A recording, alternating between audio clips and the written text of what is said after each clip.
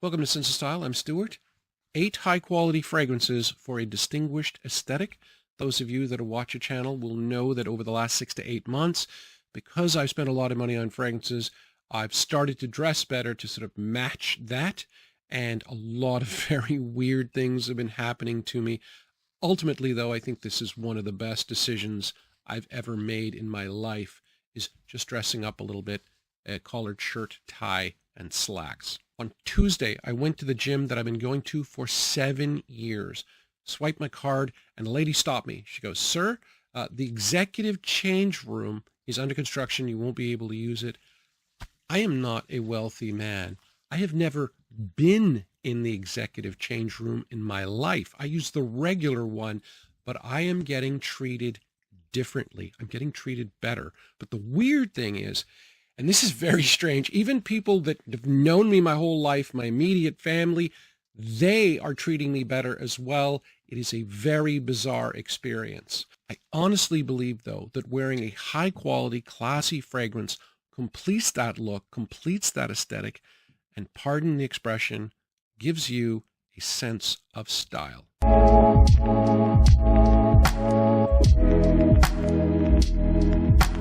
Fragrance number 1, this is Jora Parfum. And for me, this is the most distinguished fragrance in my collection.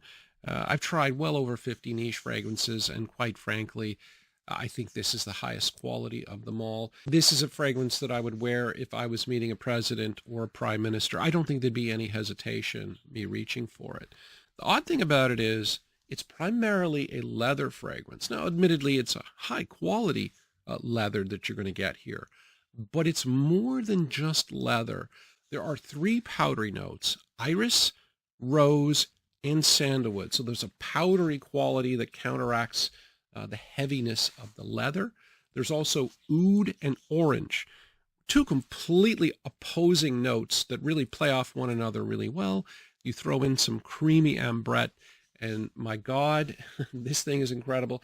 The weird thing about it, though, is you pick up different facets of it, different notes at different times, depending on, the humidity of the air, the temperature, whether the wind is blowing. It just feels different at different times. You get different scents. And, you throw that in with like literally 24-hour performance. It's really, really hard. This to me is the king. It's going to be really hard to follow that, but fragrance number 2 is to point out that you really do not need to spend a lot of money and get a super exclusive fragrance to have a high-end aesthetic. This is a fragrance I'm really high on. Karl Lagerfeld Pour Homme, or For Him, and this is a violet fragrance. It's $24 for 100 milliliters at the discounters, and yet I have no hesitation recommending it because it is a very high-quality fragrance.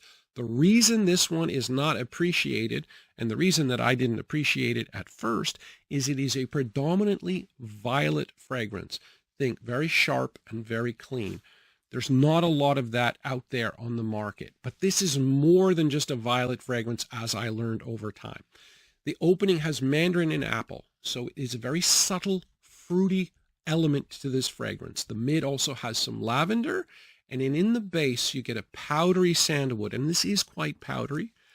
But the key to me was the amber. It's amber in the base, and once you pick that up, you realize that this is a subtle masterpiece. In terms of projection, it's about 6 inches, but really, when you're dealing with vetiver or violet office-style fragrances, it's always a tough balance between, minimalism and not overwhelming people and being classy, and not being smelled at all. It's like, where do you draw the line?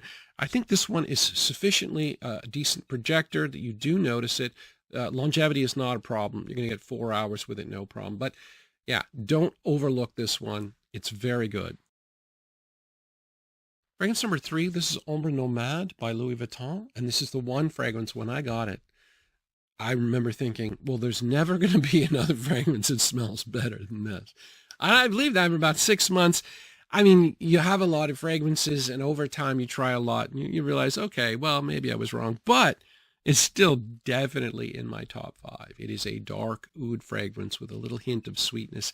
It is the typical oud triangle: oud, saffron, and rose. But the key to this one is the raspberry note. Now, Tuscan leather, La Yucawam, they are dark leather fragrances, but they use raspberry to break up the darkness. That is a very common tactic.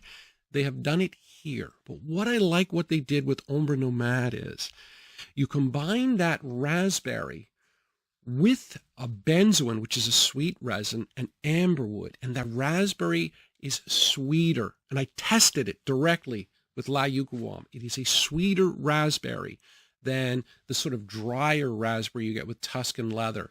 And so, yeah, I really think the raspberry note is kind of special here. It makes it a little bit sweeter. You do have incense as well, which adds another dark facet to it. And then you're talking, at least 10 to 12 hours of performance, tons of projection. It is $370 a bottle. So yeah, it's pricey. Thus, the sample and not an actual full bottle, but yeah, it's a masterpiece. Fragrance number 4 needs more play. You hear a lot about the Parfum, not enough about this. This is Eau Sauvage by Christian Dior. Why do I say that? Well, for starters, it's really hard for me to find like sort of classy smelling fresh fragrances. They all kind of smell the same. This one to me smells really classy and it feels classy. But the key to this though is the projection. This is might be the only fresh fragrance that I put on. And, I spray 5 times around the head and I'll go out and maybe an hour after I've applied it, I don't have to smell my hand or I can just smell it, right? You get that breeze and you can smell it. This thing projects really, really well. It is lemon and bergamot mostly. It's mostly a citrus fragrance. There are herbal elements that may put off some younger people. There's oak moss and basil, so it's got a little bit of a barbershop-y feel, a little bit of an herbal feel, but primarily it is a citrus fragrance. It is a strong citrus fragrance. Yeah, I love it. One thing that's really hard to do when you're going for a classy feel, a distinguished feel, is to wear a sweet fragrance. Even Herod by Parfum de Marly, to me it comes off as, I don't know, friendly and happy, but not distinguished. For that, I look to Serge Lutens' Chergui. Chergui is a different kind of sweetness, and I'm not sure, but I believe they did it on purpose. They changed the composition of the sweetness. You get something like Herod, it's vanilla, it's a really high quality vanilla, but vanilla is in all the regular fragrances. Chergui, there's no vanilla and no tonka, and yet it's very sweet. And I think they did that to give it a darker, more refined sweetness that you're going to get in other fragrances. So the composition here is amber, hay, and honey, which is a little bit different than what you're going to get elsewhere. And it is a tobacco, a sweet tobacco. You do get more tobacco in this. It is a darker sweet fragrance. You can tell the juice here is quite dark. If you're one of those people, you're like, yeah, I like to dress up, but I like my sweet fragrances. I think this one, is a good place to start. Really strong performance, and it is very sweet too. But yeah, I feel more comfortable wearing it when I'm dressed up.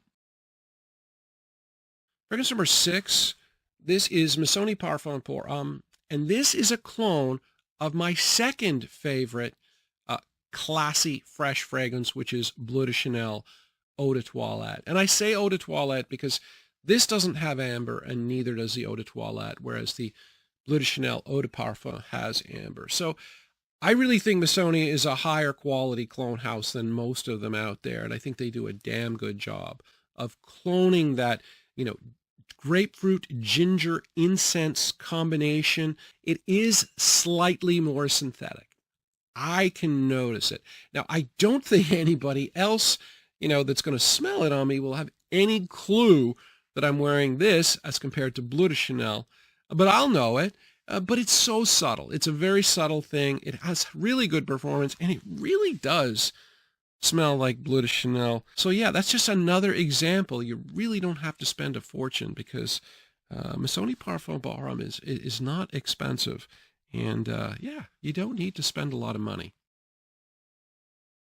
Fragrance number 5 is like perfectly suited for this video title. My God. First of all, it's a Xerjoff. This is called Xerjoff Regio. And the thing about Regio is it's an Italian word that means either regal or royal. So, I mean, that's what we're going for here today. It is mostly a floral fragrance for men. And the floral here is carnation, which that's the main element. There's geranium and lavender in it too, but the main thing that I pick up here is carnation. That's spicy, and it's very kind of an old-fashioned note, and you really do pick it up throughout. But what they tried to do was modernize it. So, the modern DNA is fruity and sweet. So you've got plum and ylang ylang, which is a flower with a fruity feel. You've got that. You've got a lot of vanilla, so you've got that sweetness. So you've got that fruity component to go with the carnation. It is modernized slightly, but it's still mostly a carnation-based fragrance that does have an old-fashioned edge to it. But it is so high quality. It is a Xerjoff after all. You're really going to notice it because it's tons of projection. It is called the Black Beast after all. There is a beast element to this fragrance. So tons of projection, 12 hours longevity. The Black Beast is classy. Fragrance number 8 is the fragrance that I would wear in really hot weather if I'm going for a distinguished look. It's Xerjoff's Neo, so another Xerjoff. And the thing about this one is it is very green citrus. And the greener you are in hot weather, the better. It doesn't sound appealing green, but it sure is appealing when it's super hot out. So it's got a lot of green notes to go with the bergamot. There's a little bit of neroli as well. And, you're going to get, it's crazy. You're going to get 8 to 10 hours in terms of longevity and a surprising amount of projection from a fresh fragrance. But again, it is, after all, a Xerjoff, and this is one of Xerjoff's sort of classic fragrances, iconic fragrances, if you will. And so, yeah, it's really good. Like it's really hard to pull off an aesthetic look when it's super hot out, but this one definitely will help. Anyway, the dressing up thing has been very strange, very odd experience, and learning a lot about human nature. As I've dressed up more and gotten treated a lot better. And yeah, it's made life a lot easier. Thanks for watching.